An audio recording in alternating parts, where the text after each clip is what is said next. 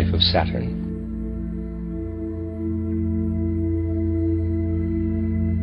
In one of the preceding descriptions, the great development of humanity through the 7 stages of consciousness, from Saturn to Vulcan, has been compared with the progress through life between birth and death, through infancy, childhood, and so on, to old age.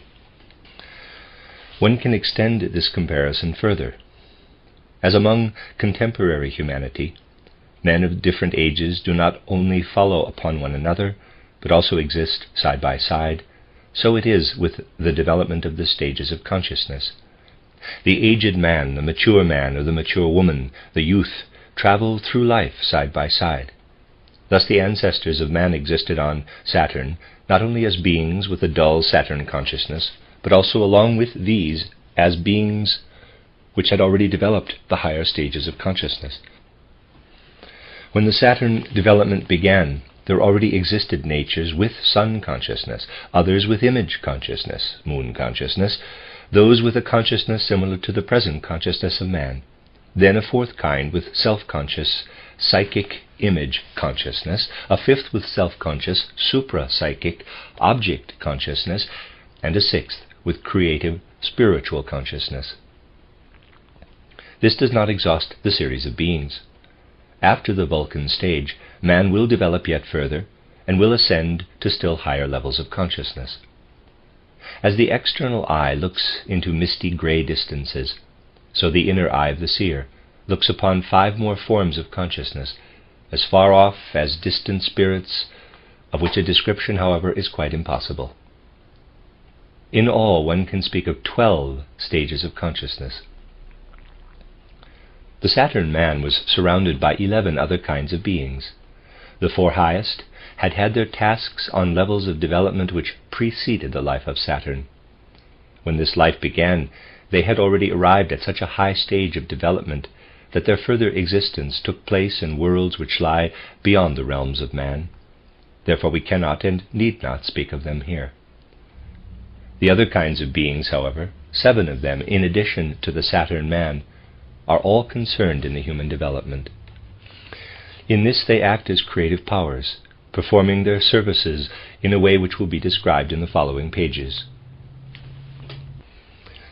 When the Saturn development began, the most sublime of these beings already had attained a level of consciousness which man will reach only after his Vulcan life, that is, a high creative, supra-spiritual consciousness. These creators, too, once had to pass through the stages of man. This took place on heavenly bodies, which preceded Saturn. However, the connection of these beings with the development of mankind lasted until the middle of the life of Saturn, because of their sublime, delicate body of rays. In mystery science they are called radiating lives or radiating flames. Because the substance of which this body consisted had a remote resemblance to the will of man, they are also called spirits of will. These spirits are the creators of the man of Saturn. From their bodies they pour the substance which becomes the carrier of the human Saturn consciousness. The period of development during which this takes place is called the first small Saturn cycle. In the language of theosophy, this is the first round. The material body which man receives in this way is the first rudiment of his later physical body. One can say that the germ of the physical human body is planted during the first Saturn cycle by the spirits of will, and that at that time this germ has the dull Saturn consciousness. This first smaller Saturn cycle is followed by 6 others. In the course of these cycles, man does not attain a higher degree of consciousness, but the material body which he has received is further elaborated. The other kinds of beings indicated above participate in this elaboration in the most diverse ways. After the quote-unquote spirits of will, there follow beings with a creative spiritual consciousness similar to that which man will attain on Vulcan. They are called spirits of wisdom. Christian mystery science calls them dominions or kuriotetes, while it calls the spirits of will thrones. Footnote: he who really knows Christian doctrine is aware that the conceptions of these spiritual beings, superordinated to man, form an integral part of it, only for some time they will have been lost by an externalized religious teaching. The one who really enters into these matters and looks deeper will realize that there is not the slightest reason for Christianity to combat mystery science, but that on the contrary the latter is in complete harmony with true Christianity. If, for the sake of their Christianity, the theologians and teachers of religion were to agree to study mystery science, they would have to recognize in it their best helper and means of advancement today. But many theologians think in a completely materialistic manner, and it is characteristic that in a popular publication intended for the furthering of a knowledge of Christianity, today one can even read that angels are for children and nurses. Such a statement springs from a complete misunderstanding of the true Christian spirit. Only the man who sacrifices true Christianity to a supposedly advanced science can make such a statement.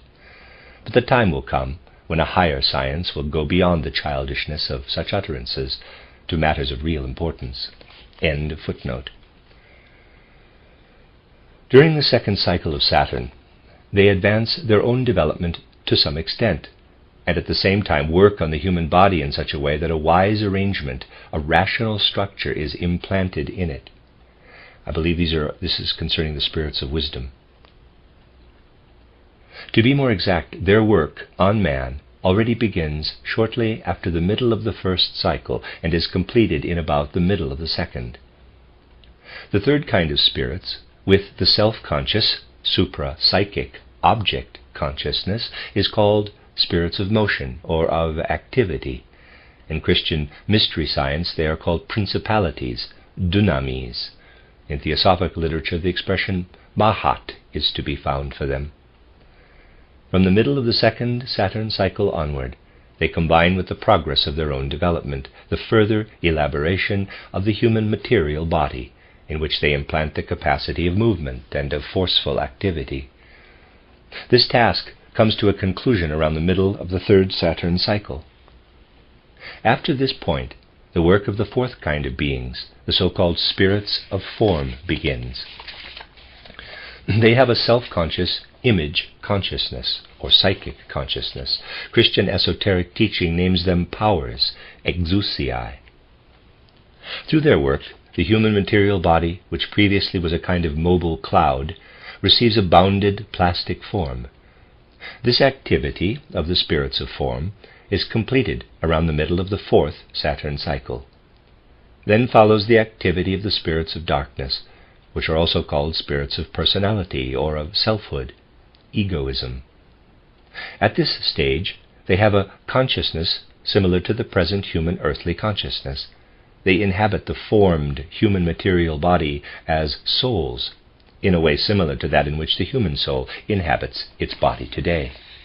They implant a kind of sensory organs in the body, which are the germs of the sensory organs which later develop in the human body in the course of the development of Earth. One must realize, however, that these sensory germs are still substantially different from the present sensory instruments of man. Earth-man could not perceive through such sensory germs. For him the images of the sensory instruments must first pass through a more refined ether body, which forms on the sun, and through an astral body, which owes its existence to the moon development. All this will become clear in the following chapters. But the spirits of personality can treat the images of the sensory germs through their own soul in such a way that with their aid they can perceive external objects, as does man during his earthly development. In their work on the human body, the spirits of personality pass through their own stage of humanity. Thus they are men from the middle of the fourth to the middle of the fifth Saturn cycle. These spirits implant selfhood, egoism, in the body of man. Since they only attain their stage of humanity on Saturn, they remain connected with the development of mankind for a long time. Thus, they have important work to perform on man in subsequent cycles as well. This work always acts as an inoculation with selfhood.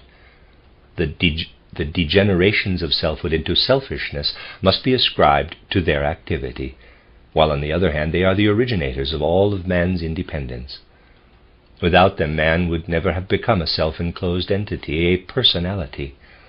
Christian esoteric teaching uses the expression primal beginnings, archai, for them, and in theosophical literature they are designated as asuras.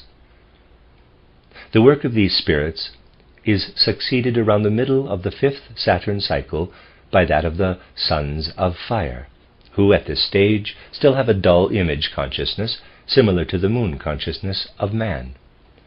They attain the stage of humanity only on the next planet, the sun. Their work here is, therefore, to a certain degree still unconscious and dreamlike. But it is through them that the activity of the sensory germs from the previous cycle is enlivened. The light images produced by the fire spirits shine outward through these sensory germs.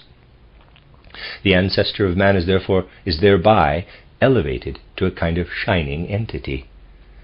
While the life of Saturn is otherwise dark, man now shines in the general darkness. The spirits of personality, on the other hand, were still awakened to their human existence in this general darkness. The human being himself can make no use of his luminosity on Saturn. The luminosity of his sensory germs could not express anything in itself, but through it, other more exalted beings are given the possibility to reveal themselves to the life of Saturn. Through the sources of light of the ancestors of man, these beings radiate something of their nature down to the planet.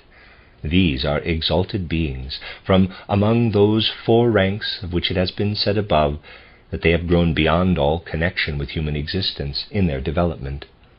Without any necessity for them to do it, they now radiate something of their nature out of free will. Christian esoteric teaching here speaks of the revelation of the seraphim, the spirits of love. This condition lasts until the middle of the sixth Saturn cycle. After this begins the work of those beings which at this time have a dull consciousness, such as is found in man today when he is in a deep, dreamless sleep. These beings are called the sons of twilight, the spirits of dusk. In theosophical writings they are called lunar pitris or bar hishad pitris. They attain the stage of humanity only on the moon. On earth they, as well as their predecessors, the sons of fire, have already grown beyond the stage of humanity.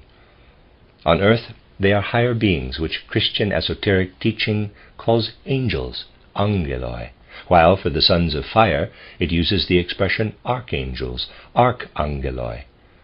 These sons of twilight develop in the ancestor of man a kind of understanding, of which, however, in his dull consciousness he himself cannot yet make use.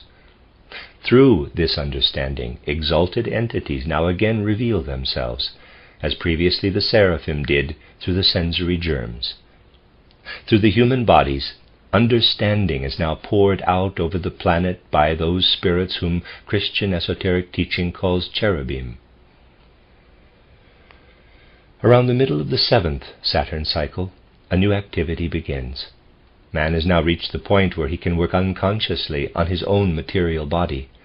Through his activity in the utter dullness of Saturn existence, man produces the first germinal predisposition to the true spirit man, who reaches his full development only at the end of the development of mankind. In theosophical literature this is called Atma. It is the highest member of the so-called monad of man. In itself it would be quite dull and unconscious at this stage. But as the seraphim and the cherubim reveal themselves out of their free will in the two preceding human stages, so the thrones now reveal themselves, those beings who at the very beginning of Saturn existence radiated the human body out of their own nature. The germinal predisposition of spirit man, Atma, is completely penetrated by the power of these spirits of will, and retains this power through all subsequent stages of development. In his dull consciousness at this stage, man as yet cannot realize anything of this germinal predisposition, but he develops further, and later this germinal predisposition becomes clear to his own consciousness. This work is not yet completed at the end of the life of Saturn. It continues into the first sun cycle. One should consider that the labor of the higher spirits, which has been described here, does not coincide with the beginning and end of a smaller cycle, of a round, but that it continues from the middle of one to the middle of the next. Its greatest activity is developed in the periods of rest between the cycles. It increases from the middle of a cycle, manvantara, onward, becomes strongest in the middle of a period of rest, pralaya, and then ebbs in the next.